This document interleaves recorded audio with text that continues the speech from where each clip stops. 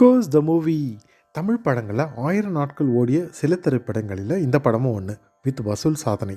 பக்கா entertaining commercial movie 1980. Hero அசோக்கின் கோட்டீஸ்வரன் தாத்தா ஆங்கிலேயருக்கு அடிமைப்பட்டவர். ஆனால் அப்பா சுதந்திரத்துக்காக தலைமறைவாகும் புரட்சிக்காரர். அம்மாவால் வளர்க்கப்படும் நாயகன் அவர் மறைந்த பின் தாயின் பெயரில் அனாதை இல்லம் நடத்துகிறார். நாயகனின் இன்னொரு முகம் கொள்ளைக்காரன் குரு. கொள்ளையடித்த பணத்தில் தான் ஆதரவற்றோர் இல்லம் அமைத்து அனாதை பிள்ளைகளை படிக்க வைக்கிறார். ஊழலில் ஆரம்பிக்கும் நாயகியின் அறிமுகம் பின் அசோக்கின் நல்ல செயல்களை அறிந்து காதலாக மலர்கிறது. நாயகின் அழகின் உச்சம். எல்லா பாடல்களிலும் அதை ரசிக்கலாம்.